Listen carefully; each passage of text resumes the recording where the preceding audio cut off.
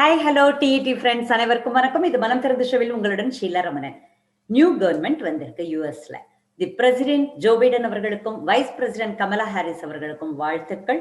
Okay, millions பீப்புள்ல நம்ம அவங்களோட ரெப்ரசன்டேட்டிவா ஒரு சிலர்கிட்ட இந்த நியூ கவர்மெண்ட் பத்தி கேட்டிருக்கோம்.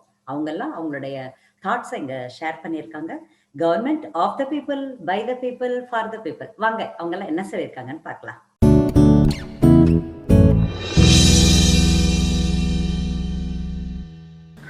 ஜோ பைடன் ஆட்சிக்கு வந்தது நன்மையாக தான் இருக்குன்னு தான் சொல்ல போகிறேன். அதுவும் கான்ஃபிடண்ட்டாக சொல்ல போகிறேன். இந்தியன்ஸ் எல்லாருக்குமே வந்து நன்மையாக இருக்கும் அப்படின்னு சொல்லிட்டு. ஏன்னு பார்த்தீங்கன்னா, இதுக்கு முந்தின ஆட்சியில் ட்ரம்ப் இருந்தப்போ என்ன ஆச்சுன்னா, நிறைய எக்ஸிக்யூட்டிவ் ஆர்டர்ஸ், அதுக்கப்புறம் நிறைய ரூல் சேஞ்சஸ்லாம் எடுத்துகிட்டு வந்தாங்க.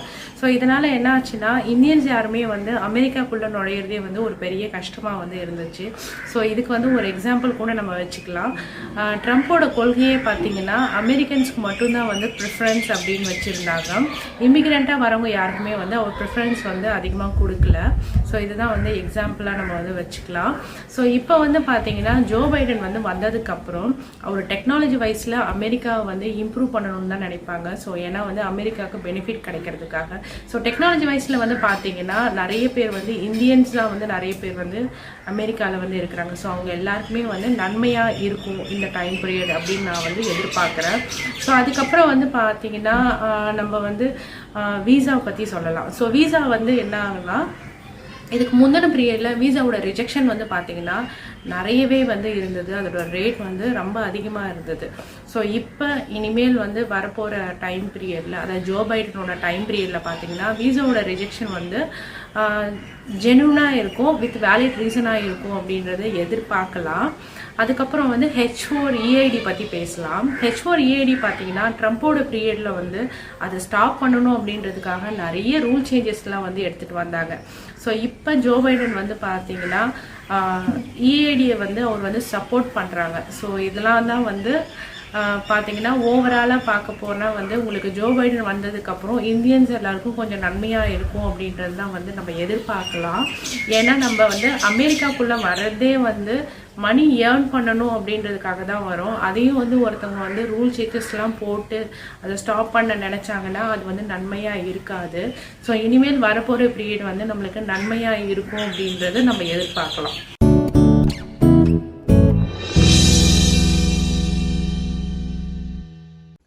வணக்கம்.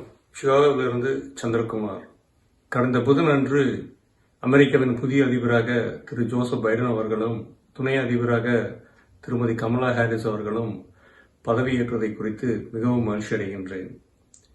இருள் நிறைந்த சூன்யம் விலகி ஒரு புதிய சூரிய பிரகாசம் வந்தது போல் ஒரு புத்துணர்ச்சி. குறிப்பாக இந்திய வம்சாவளியில் வந்த ஒரு பெண்மணி அமெரிக்காவின் துணை அதிபராக தேர்ந்தெடுக்கப்பட்டதில் உலகெங்கும் இருக்கும் சக இந்தியர்களோடு எனக்கும் ஒரு பெருமிதமும் மகிழ்ச்சியும் இருக்கின்றது. முந்தைய அதிபர் ட்ரம்ப் அவர்களது அரசில் தனிப்பட்ட முறையிலும் அரசாங்க நிர்வாகத்திலும் ஜனநாயக மரபுகள் தொடர்ந்து மீறப்பட்டன. அரசாங்கம் சார்ந்த துறைகள் மட்டுமல்லாது அனைத்து பொது தளங்களிலும் வெகுஜனங்கள் மத்தியிலும் ஓர் அசாதாரண கொந்தளிப்பும் நிம்மதியின்மையும் குடிகொண்டிருந்தன என்று சொன்னால் மிகையாகாது. எல்லாவற்றிற்கும் மேலாக ஜனவரி 6 அன்று தலைநகரில் நடந்த ஆர்ப்பாட்டமும் ஆக்கிரமிப்பும் உலக அரங்கில் அமெரிக்காவை தலைகுனிய வைக்கச் செய்தது. வெற்றிகரமான சுமூகமான ஜனநாயக அரசு எப்படி இயங்கும் என்பதற்கு எடுத்துக்காட்டாய் எப்போதுமே இருந்து வந்த அமெரிக்காவில் இப்படி ஒரு சம்பவம் நிகழும் என்று யாரும் நினைத்து கூட பார்த்திருக்க முடியாது. அமெரிக்காவின் அரசியல் மற்றும் சமூக இயங்குதளங்களில் மாற்று சிந்தனைகளுக்கான ஒரு இடம் இப்படி இருக்கின்றது என்று நாம் அனைவரும் அறிந்தோம். அரசியல் கட்டமைப்பில் இப்போதை இந்த நிகழ்வை ஒரு சிறிய விரிசல் என்று நினைத்துக் கொண்டாலும் இனிவரும் நாட்களில் இதுவே பெரும் சக்தி பெற்று ஒரு பெரிய பிளவை உண்டாக்காமல் இருக்க பார்த்து கொள்ள வேண்டும். இந்த பிரச்சனையோடு COVID-19, பொருளாதாரம், பொது அரசு நிர்வாகம் என்று பல தளங்களிலும் சீரமைக்கப்பட வேண்டிய பிரச்சனைகள் பலற்றையும் ஒரு பெரிய சவாலாய் திரு பைடன் அவர்களின் தலைமையில் இருக்கும் அரசு எதிர்நோக்கி இருக்கிறது. இந்த அரசு எடுக்கும் அனைத்து முயற்சிகளும் வெற்றி பெற்றிட எனது வாழ்த்துக்களை இங்கு பதிவு செய்கின்றேன். நன்றி.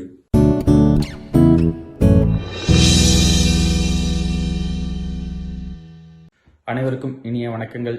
என் பெயர் அரவிந்த் சுந்தர்ராஜ். நான் பிறந்து வளர்ந்து படித்தது எல்லாமே திருச்சியில் தான். இங்கே அமெரிக்காவுக்கு வந்து 6 வருஷம் ஆகிறது. இப்போது நான் கலிஃபோர்னியாவில் சிலிக்கான் வேலியில் உள்ள ஒரு சிப் டிசைன் கம்பெனியில் வேலை பார்த்துட்டு இருக்கிறேன். சிலிக்கான் வேலி தான் வந்துட்டு டெக்னாலஜி ஹப்னு சொல்லுவாங்க. இப்போ நிறைய சாஃப்ட்வேர் கம்பெனி, நிறைய ஹார்ட்வேர் கம்பெனிஸ் எல்லாமே இங்கே தான் இருக்குது. ஏன் ஸ்டார்ட் அப் கம்பெனியோட பிறப்பிடமே வந்துட்டு சிலிக்கான் வேலி தான். இதை ஸ்டார்ட் அப் கம்பெனி சரணாலயன்னு கூட சொல்லலாம். பல இந்தியர்களோட அமெரிக்க கனவை நிறைவேற்ற இடமா வந்துட்டு சிலிக்கான் வேலி இருக்குது.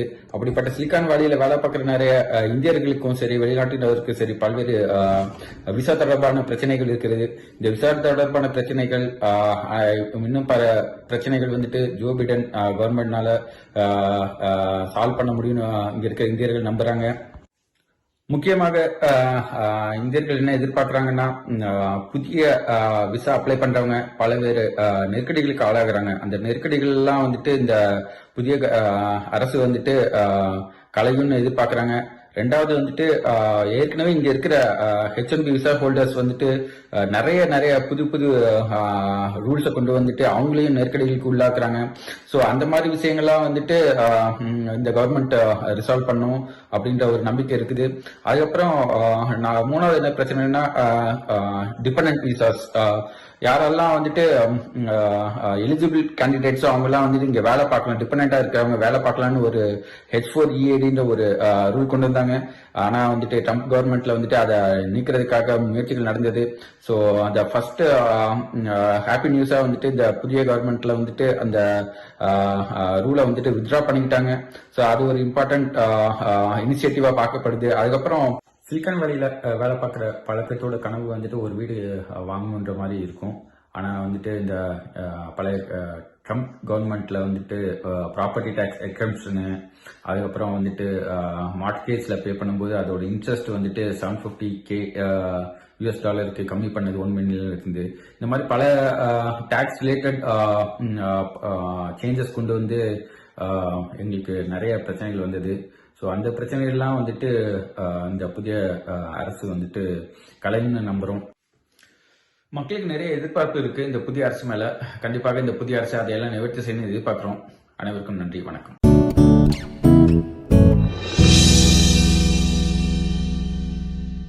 ஹாய், ஹலோ, எல்லாருக்கும் வணக்கம். என் பேர் அஜய் பெனடிக்ட். நான் வந்து பென்சிலியனிலேருந்து பேசுகிறேன். எங்கள் ஊர் காரைக்குடி, தமிழ்நாடு ஸ்டேட்டு. நான் வந்து இங்கே F1 ஸ்டூடெண்ட்டாக இருக்கேன். என் காலேஜ் நேம் வந்து ஹாரிஸ்பர்க் யூனிவர்சிட்டி. நான் வந்து என் ரூம்மேட்ஸ் கூடலாம் பேசும்போது அவங்க அடிக்கடி சொல்லுவாங்க, அவங்க படிக்கும்போது ரொம்ப கஷ்டமாக இருக்கும். அப்படி எதுக்காக ஏன் அப்படின்னு கேட்டோன்னா அவங்க சொல்லுவாங்க, நாங்கள் இந்தியா போகும்போதெல்லாம் பயந்து போவோம், திரும்பி வர முடியுமா வர முடியாதுன்னு எங்களுக்கு தெரியாது, சில நேரம் டிப்போர்ட் பண்ணிடுவாங்க, எதுக்கு பண்ணுறாங்க எதுக்கு பண்ணலனே தெரியாது, அது லக்கு பொறுத்து தான், இந்த ரொம்ப கஷ்டமாக இருக்கும் அப்படின்னு சொல்லுவாங்க. ஆனால் அவங்க இந்த எலெக்ஷன் நடக்கும்போது திரும்பி அவங்களே வந்து என்கிட்ட சொன்னாங்க, உனக்கு இனிமேல் இந்த பிரச்சனைலாம் இருக்காது, நீ போயிட்டு தைரியமாக வரலாம், இந்த டெமோக்ராட்டிக் பார்ட்டி அந்த மாதிரி பிரச்சனை மோஸ்ட்டாக பண்ண மாட்டாங்க, நாங்கள் அவங்க இருக்கும்போது நாங்கள் படிக்க வரல, ரொம்ப கஷ்டமாக இருந்தது அப்படின்னாங்க. ஸோ நான் அதை தான் எக்ஸ்பெக்ட் பண்ணுறேன் இந்த பிரசிடென்ட் இருந்து. எனக்கு அந்த மாதிரி எந்த பிரச்சனையும் வராதுன்னு நான் நம்புகிறேன்.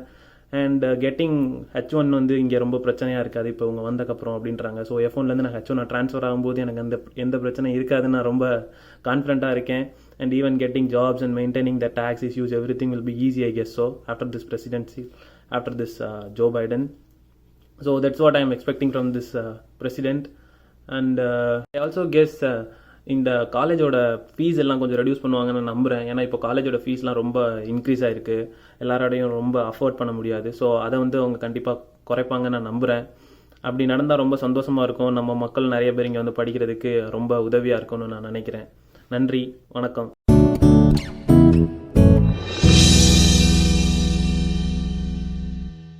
Hello, namaste, vanakkam. I'm Dinesh Ramachandran calling in from San Antonio, Texas. I've been in the US for a little over 5 years now. I entered the US in 2015 on an F1 student visa under Obama administration. I got my H1B under Trump administration lately, and I am pursuing my green card application under Biden presidency. Having said that, I'm going to touch upon how Biden presidency looks for F1 student visa, H1B work visa, and the aspiring green card applicants.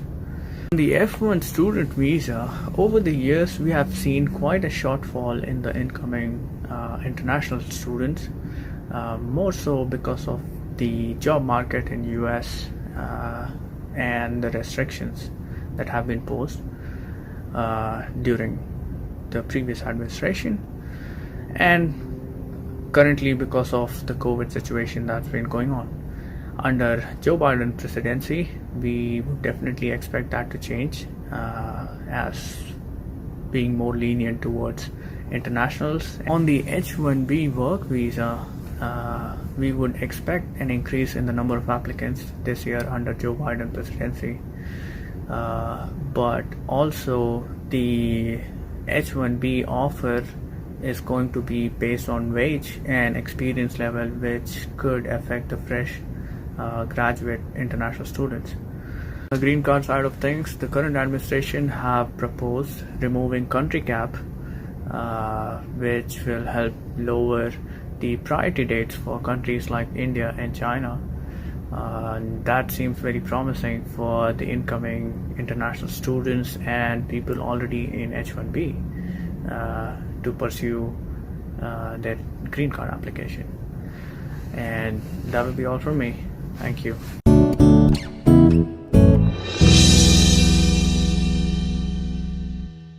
Hi guys, this is Krishnan from Dallas, Texas. As we all know, Mr. Biden has taken over as new president of the United States, and first 100 days he has promised he's implementing a lot of good things. First thing is COVID-19 situation. He has made mask mandatory across the United States and all public offices, which is pretty good, and it's going to contain the COVID spread, which is very important. And the second thing is vaccination.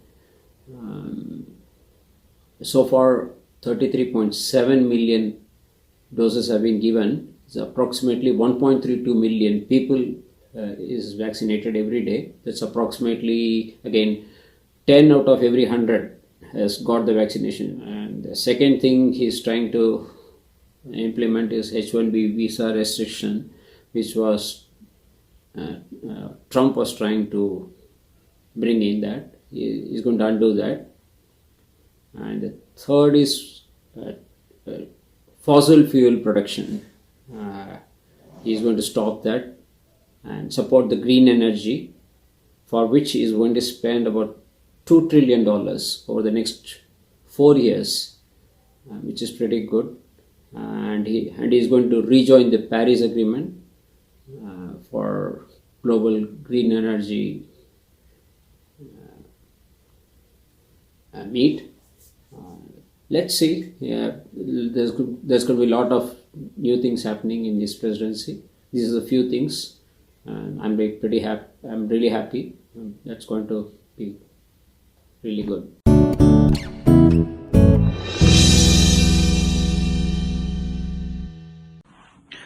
வணக்கம், நான் Manikandan, Seattle Washington ஸ்டேட்லேருந்து பேசுகிறேன். இப்போ ரீசெண்டாக Biden government வந்ததுக்கு அப்புறம் நம்ம visa இதில் பார்த்தீங்கன்னா நிறைய சேஞ்சஸ் வந்திருக்கு. இன்ஃபேக்ட் நிறைய எக்ஸிக்யூட்டிவ் ஆர்டர்ஸ் ட்ரம்ப் கவர்மெண்டால் கொண்டு வரப்பட்டது எல்லாமே இவங்க இப்போ கேன்சல் பண்ணியிருக்காங்க. அது ரொம்ப ஒரு நல்ல வரவேற்கப்பட வேண்டிய விஷயம். அதே மாதிரி நியூ விசா ரீஃபர்மேஷனும் அவங்க பிளான் பண்ணிட்டு இருக்காங்க. ஸோ ஃபியூ அட்வான்டேஜஸ் இப்போ இருக்கிறதுல ஒரு சில நல்ல விஷயங்கள் என்னன்னு பார்த்தாங்கன்னா, H1Bல நிறைய ரெஸ்ட்ரிக்ஷன்ஸ் இருந்தது. இப்போ கம்ப்ளீட்டாகவே அதை எல்லாத்தையுமே ரிமூவ் பண்ணிட்டாங்க. ஃபார் எக்ஸாம்பிள் பார்த்தீங்கன்னா ஒரு நியூ ப்ரொபோசல் கூட இருந்தது. கிளைண்ட் லெட்டர், அதாவது H1Bல கான்ட்ராக்டாக இருக்கிறவங்க ஒரு எம்ப்ளாயர் H1Bக்கு சப்மிட் பண்ணோம்னா அவங்களோட கிளைண்ட்டுமே அவருக்கு அப்ளிகேஷன் சப்மிட் பண்ணணும்னு சொல்லிட்டு. இது நடைமுறையில் சாத்தியமே இல்லை, பட் இது ஒரு ப்ரொபோசலாக இருந்தது. பட் இந்த மாதிரி நிறைய ப்ரொபோசல்ஸ் H1Bயை ஸ்க்ரூட்டனைஸ் பண்றோம் அப்படின்னு சொல்லிட்டு நிறைய ப்ரொபோசல்ஸ் இருந்தது. And also there were lots of executive orders implemented by Trump government. But இப்போ ட்ரம்ப் இப்போ வந்த ஒரு 1 மந்த்லயே அந்த நிறைய எக்ஸிகியூட்டிவ் ஆர்டர்ஸ் எல்லாமே ரிமூவ் பண்ணிட்டாங்க. செகண்ட் விஷயம் பார்த்தீங்கன்னா H1Bயோட அப்ரூவல் ரேட் பார்த்தீங்கன்னா ட்ரம்போட கவர்மெண்ட் இருந்தது ஃபர்ஸ்ட் ஒரு கப்புள் ஆஃப் இயர்ஸ்க்கும் இப்போ பார்த்தீங்கன்னா கம்ப்ளீட்டாகவே சேஞ்ச் ஆயிருக்கு. ஸோ அப்ரூவல் ரேட் பார்த்தீங்கன்னா 99% இருக்குன்னு சொல்றாங்க. Also one more very good news is H4EAD அதை வந்து ரிவோக் பண்ண போறேன்னு சொல்லிட்டு ட்ரம்ப் கவர்மெண்ட் சொல்லியிருந்தாங்க. அதுக்கு உண்டான கேசஸ்மே நடந்துட்டு இருந்தது.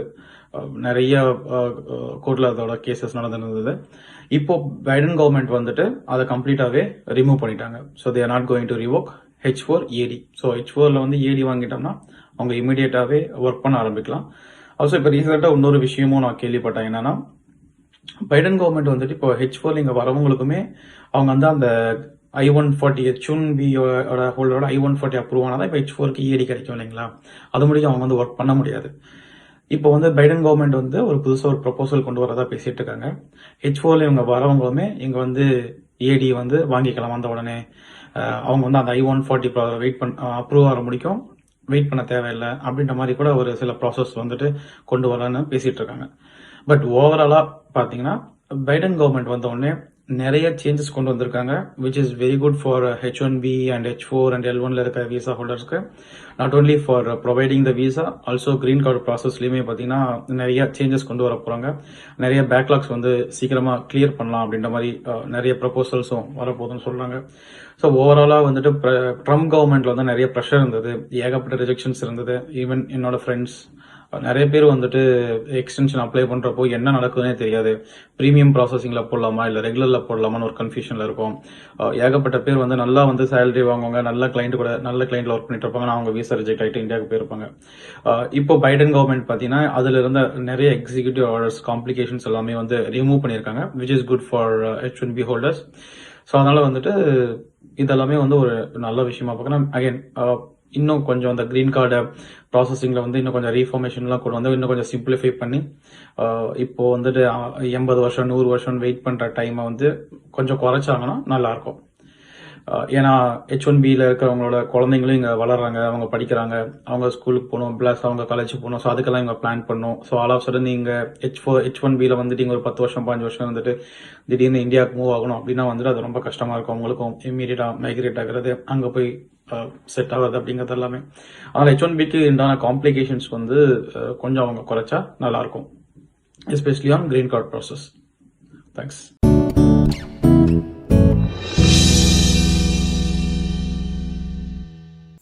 வணக்கம், நான் திலீப் குமார், யூஎஸில் ஃப்ளோரிடாவிலேருந்து, இந்தியாவில் திருப்பூர் மாவட்டம் உடுமலைப்பேட்டை. நான் யூஎஸ் வந்து 3 வருஷம் ஆச்சு.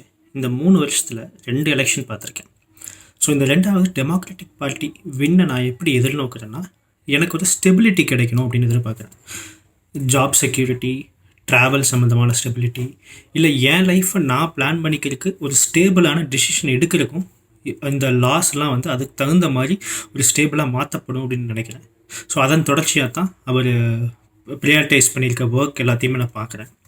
2வது முக்கியமானது, பெரியார் சொன்ன மாதிரி மொழிப்பற்று, நாட்டுப்பற்று, இனப்பற்று, இது எல்லாத்தையுமே தாண்டினது மனிதப்பற்று. அப்படி ஒரு மனிதப்பற்றுள்ள ஒரு பிரசிடெண்ட்டாக தான் நான் இவரை பார்க்குறேன். ஸோ அதன் தொடர்ச்சியாக தான் இவர் சைன் பண்ணுற கிளைமேட்டிக் சேஞ்ச் சம்மந்தமான பில்ஸோ, இல்லை ஸ்கூல்லையே ஸ்டெராய்ட் சம்மந்தமான எஜுகேஷன் நடத்தணும் அப்படிங்கிற பிளான்ஸோ, இது எல்லாத்தையுமே அப்படி தான் நான் பார்க்குறேன். ஸோ இது எல்லாத்தையும் தாண்டி அக்ரெசிவ் டிசிஷன்ஸ் மட்டுமே ஒரு நல்ல அட்மினிஸ்ட்ரேஷனை வழிநடத்த முடியாது அப்படிங்கிறது இவர் நம்புறாரு. ஸோ அதனால தான் போல்டாக டிசிஷன் எடுக்கிறதுக்காக ஒரு வைஸ் பிரசிடெண்ட்டையும், ஒரு வெல் எஜுகேட்டட் பிளான்டு ஒரு ஒரு ஒரு டீமை அமைக்கணும் அப்படிங்கிற அவரோட விஷனையும் நான் ரொம்பவே எதிர்நோக்கியும் பாராட்டவும் செய்கிறேன். ஸோ இதையெல்லாம் தான் வந்து நான் ஒரு ஒரு ஒரு இந்த அட்மினிஸ்ட்ரேஷன்லேருந்து நான் எதிர்பார்க்குற விஷயங்களாகவும் கிடைக்கும் அப்படின்னு சொல்லி நம்புற விஷயமாகவும் நான் பார்க்குறேன். வாய்ப்புக்கு நன்றி.